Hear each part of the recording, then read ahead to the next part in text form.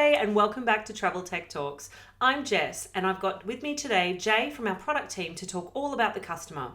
Jay has spent years at Serko leading the customer experience product teams, so in my view there's no one better to tap into for insights as to how our teams work to take care of the customer feedback and data insights to deliver a kick-ass user experience.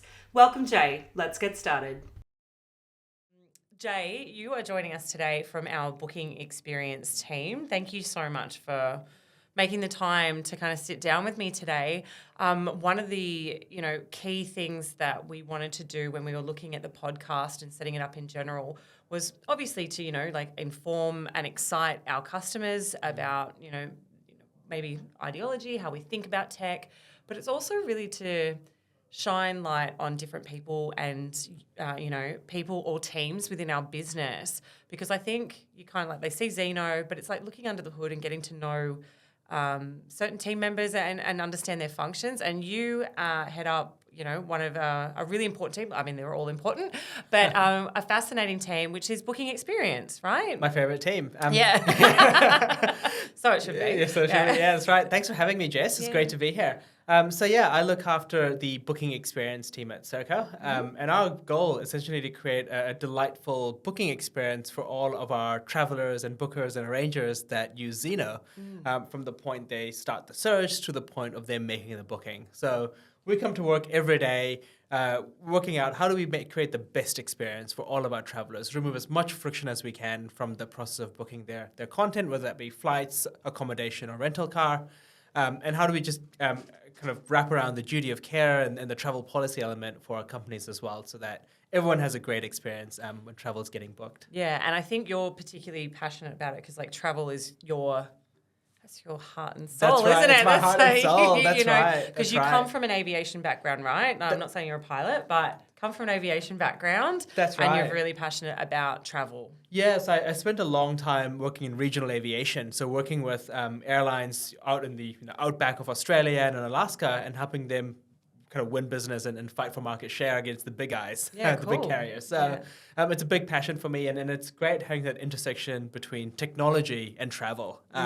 Both are the fields that I love, and so it's great to be able to, having once been a business traveler myself, now be in this role where I can help others travel for business. And it's a really rewarding role and an exciting place to be, especially at Serko, where we just have all these opportunities to really help drive and help improve the business travel experience for everybody and travel overall. I think that's kind of, that's a common thread. I said before, the tie that binds us at Serko is that we're all really passionate about travel. I personally, I didn't come from a tech background, but it was a travel background and I loved it. And it's just, that whole premise of bringing people together, it's part of our ethos. That's a part of the fabric. Yeah, is to bring people together in the most frictionless way possible, right? So your team is really dedicated to making sure once they're in the tool, it is a delightful experience. Exactly. Yeah. And so how do you guys make some of these decisions about, what improvements might need to happen, or, how do we sort of understand from the customer what we need to do to make it that, exceptional experience? Yeah, no, that's a great question, Jess. So I think fundamentally the most important thing that we do and we can do is listen to our customers. And a lot of people say talk to customers, but I actually say listen to customers. We spend a lot of time at different events. For example, we've got the customer advisory group where we kind of get customers together and really spend 2-3 days with them, both kind of in a room and also at the pub. Mostly at the pub, to be fair. Some of the best conversations happen at the pub. That's right. Off the record. The record, that's right. Really getting to understand how do they feel, what are the pain points they have, what do they enjoy. Things like conferences, we'll go to a lot of conferences across Australasia and the United States and across all our different markets. And we'll be at the booth and talk to our customers and partners and competitors in market, right? And really understand where is the industry going? What are the trends? Where are we seeing challenges? Where are customers struggling? What do potential customers want in a product as well? And we also do one-to-one interviews. So we have an entire customer research team that's dedicated to talking to customers or listening to customers all the time, and kind of bouncing ideas with them and getting really one-to-one feedback from them. I think it's really fascinating. I know I've been at Serko for a wee while now, and that customer-driven feedback and like customer-led product evolution is really kind of it's warming. That's right. It makes it feel like actually we are building technology that's meaningful to the end user, and that we're not just coming up with a wild idea or building something because another OBT has it. Right. 100%. It is about understanding what that value is to that end user and driving forward with that, not just because somebody else has got it. It's understanding that value. Right? Exactly. It's all about what value are we giving to our business travelers. And that's what's most important. And we use other methods as well. Like we have CSAT data and experimentation, which we'll talk about a bit more. But CSAT, every time on Monday morning, every single week, we come into the office and we look at the CSAT for the last week. We actually read every single comment. That's insane. I'm sure you get lots of strange things come in through that. But I think that's really important for people to understand. We put in that little survey that kind of popped up for users maybe once a week or so. And I think, speaking to the TMC community on a daily, when we first did that, they say, oh, why have you got this pop-up and why, that opportunity? Because that is absolutely, paramount for a team like yours to be looking there. We're not just asking it just to be a nuisance. You're actually looking at that data, seeing each of the comments that come through, and like you said, on a weekly basis, like sitting down and actually going through those and picking out the stuff that, might be a policy thing. Dirty, something like that. Yeah, I couldn't book a blue car or something. That's right. But, that actual feedback about that user experience. And I think for anybody that's listening to that, knowing that you're actually using that data. That's right. We are listening. We read everything that people write and we take action on it. So it may not be immediate. There's a lot of feedback that we do get. A lot. Yeah. But we more than 5,000 a month. We get actually more than 5,000. Wow, that many. That many. That's right. That's huge. Which is why we do it weekly. Otherwise, you'd never get through that mountain of get stuff. Yeah. And we do use tools to try like AI to help us understand some of the sentiments as well. And that really helps us understand customer sentiment. What are people talking about? What is the news of the day in terms of the issues they might have with our product? I love it, the fact that our customers give us really insightful and constructive feedback. And it's so useful and so critical that they do. That's right. And because the TMC also would have their kind of own feedback or CSAT kind of survey. And I know like the partnership development team will often meet with their, TMC, and we kind of use and combine that data to see if it's matching and kind of see, are we seeing some common threads? And that's so important, the partner development piece and the TMC piece, because it all kind of helps us build an image of where are the opportunities? What problems can we solve? Not what's next? Wrong. Where are the opportunities? Exactly. Right? Where are the opportunities, and how can we make the product even better? I think it's a great product as it is, but there's always things that we can do to make it even more delightful for our customers, make it even more easier for them, and we strive every day to try and do that. And it doesn't have to be like massive, huge, critical. We were sort of speaking about this before, that it's, often it's the small things that are the difference between a great experience and an exceptional one. Exactly. Or the big ticket items, like the NDCs or, multi-stop international and big, those kind of chunkier pieces. But then there's the real kind of fundamental small, it could be a text alignment, it could be surfacing a bit more information, or there's actually been some really cool stuff that's happened just recently, some small improvements, but also quite a significant one that, I think you can probably speak to, that was absolutely customer feedback driven, right? Yeah, and one of the most beautiful things about being in a SaaS company and a software as a service product is we can make changes all the time. So it's very easy for us, and off the record, but, but we're not just going to build the thing because don't give that away. Yeah, that's right. But it is relatively easy to make changes that our customers want us most of the time. And there's some hard problems to solve as well, of course. But for the most part, when we get those kind of feedback, we are able to make changes accordingly. So yes, that's right. We've got big problems to solve and we've got small problems to solve and opportunities to delight the customer. A great example recently is the fare matrix on when you search for flights. This is 100% derived from customer feedback. We had TMCs talk to us about it. We had customers talk to about it.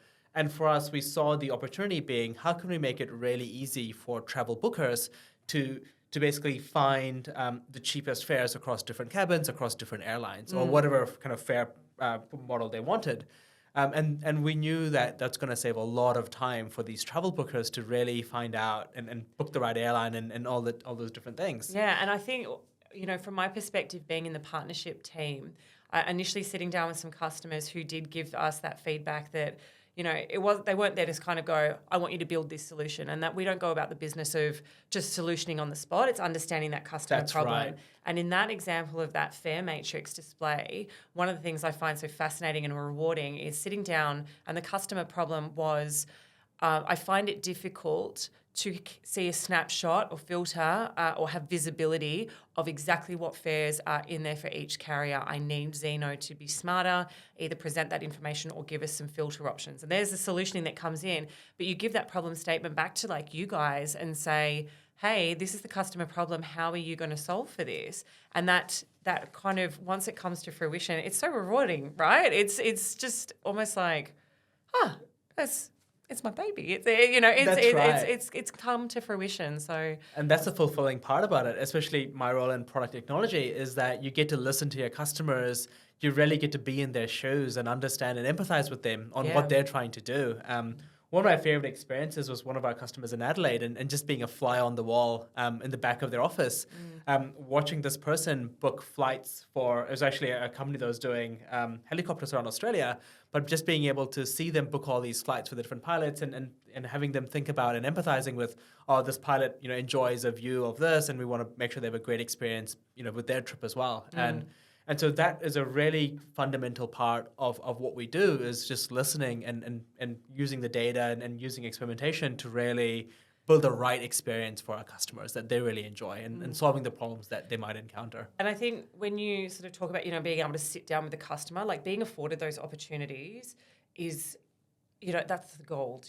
Like for customers to say to the team, say, hey, look, I do want to voice to Zeno, I have an opinion. Like there are opportunities to have, us sit down and explore those customer problems, and that willingness. I think that's quite unique in our business, is that it is customer led, and we are devoted to that, and we have that want and that need to sit down and speak with them directly. And how many tech companies can say that? Yeah, not many.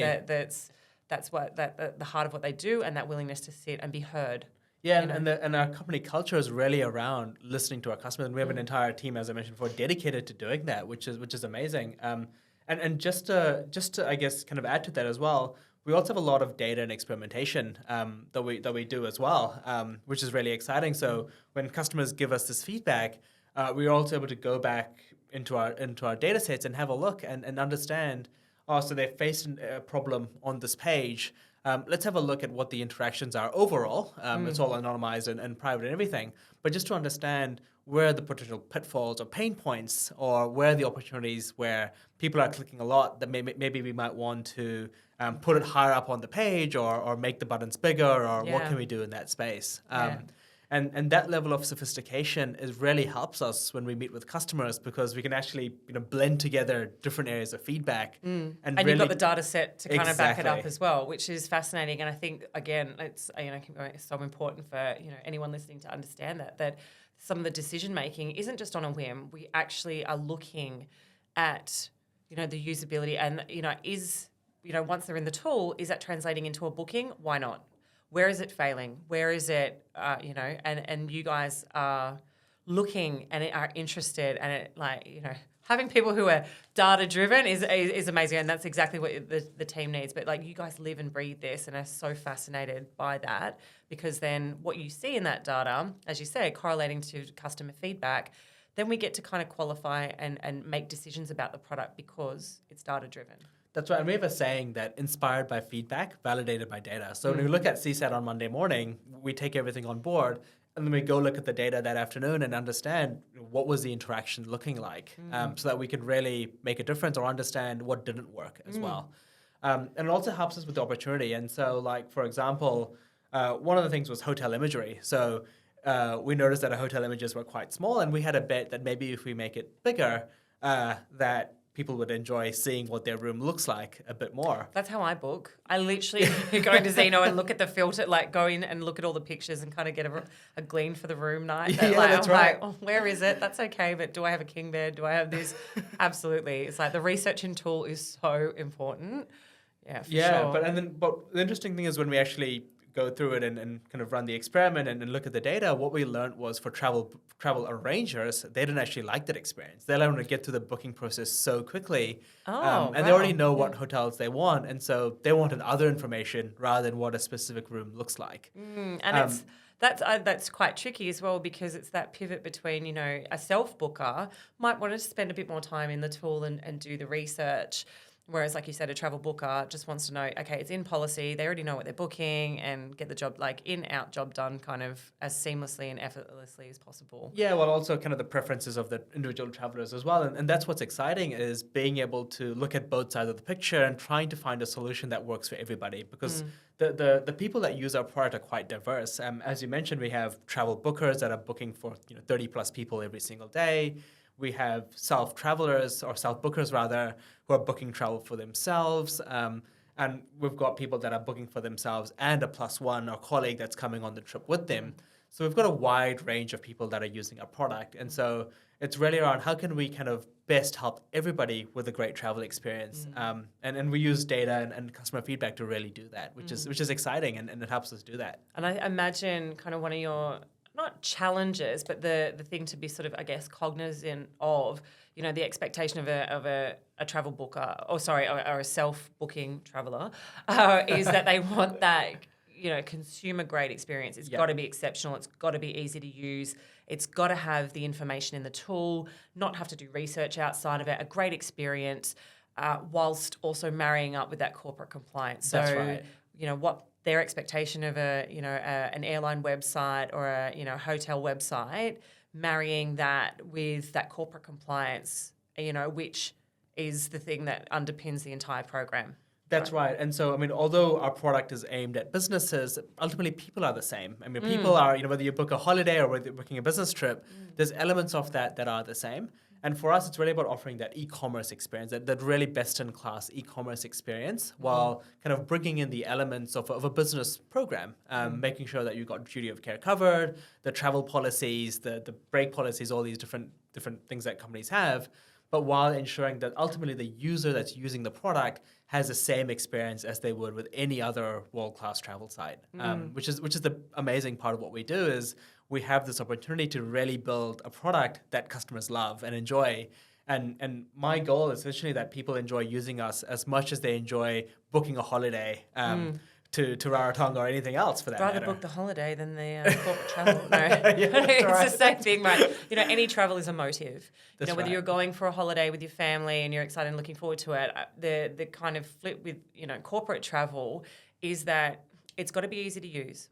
It's got to have that same experience. You need to make sure that the online portion, that bookability, but also then anything else that needs to go through the online booking tool, like changes, booking management, is as user-friendly and easy as possible, because that's the beginning of that journey, right? You've done your booking or need to make the changes, whether it's on the fly or pre-going, because you're going on a trip, right? That's right, yeah. So that needs to be easy, because if you're coming out of that booking experience going, oh, that was difficult, oh, that was cumbersome, maybe this work trip's going to be, cumbersome. I don't know, but you know what I mean? It needs to be positive and it needs to be well received. And I think your team is, laser focused on making sure that it is that exceptional, service and experience in our platform. Yeah, and there's a saying that we have, and I think others in Serko repeat it, which is start online, stay online. And that's a really important part, is we all use tools and digital technology now. And Zeno is no different. We really want to make sure that everyone can book on our platform, change on our platform, and do everything within our tool, so they don't have to rely on anyone else. And we want to give them all the functionality that they need to have a really successful work trip, because work trips matter. Being in person, our mission is to bring people together. And I really believe that entire kind of that work trip experience or business trip experience starts from Zeno, where you log on to our site and you press that search button for that destination. You're finding the flight that works for you, that accommodates your family and all your other personal commitments. You're traveling to a different country or city or state.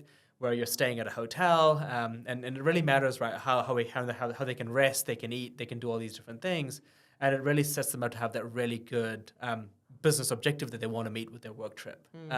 So that to me is what we're really trying to do, is from the very beginning have that end-to-end travel experience that starts with the booking experience, because everyone books first and then travels. Yeah, that's it. You've got to make sure that experience is great up front. And that's right. And again, coming back to the tool and using it and staying within that program as well. Exactly. So, yeah, is there anything else that you kind of wanted to shine a light on your team, and maybe some of the things that you're in the midterm or long term looking at, improving or, Yeah, so I think on? one of the big things is experimentation that we do a lot of. Yeah. So kind of marrying up kind of the initial part about listening to our customers. The second part of it is validating with data. And the third element of that is really around making sure what we've built has worked for our customers. And so what we do is we run a lot of experiments. And it sounds like a little science madman experiment, right? Like one of these experiments. Mad professor type scenario. Like, it's not that exciting. Well, I think it's pretty exciting. I think Yeah. But essentially what we do is, for example, at the hotel imagery, we will have variant A, as we like to call them variants, and variant A. Sounds so scientific. It is, and it's a very scientific, and it's got a lot of rigor to it. But what we do is we have variant A as the smaller images and variant B as the larger images. And we have a bet that based on customer feedback and TMC feedback and all these different places and the data, that having kind of smaller images or larger images is going to increase the number of bookings from that traveler, because they have found it easier to make a booking with us. Yeah, okay. Or changes, or whatever that different goal that we might have for the thing we want to do. What we then do is we run a 50-50 experiment. So we might send half of our audience into one experiment, the other half to another one, and we can measure, how did we make it easier for them to do what they were trying to do? Yeah, and did that translate into a booking being made or exactly abandoned? And then that helps us really understand, did we solve the problem that our customers came to us with? Did the solution that we create address that problem or opportunity that we have in the market to really make the product better? Things like sustainability, for example. Did people interact with it? Do people use it? And that to me kind of marries up the entire kind of product life cycle around listening to customers, using the data, and then running experiments to validate everything, and then bringing that back to our customers. And hopefully they come back to us and say, Jay, we love what you built for us. Thank you very much. I'll buy you around. That's it. Yeah. That's right. Don't bet on that one. That's right. I think it's really, fascinating, to hear from you that when we're building product and we're thinking about that user experience rather, that it's not just what we think. That's right. It's customer led, and then we are using, as you say, these data-driven insights to inform and then execute on some of this product, vision that we have. So I think, if anything, I know that the audience knowing that it's not everything is deliberate.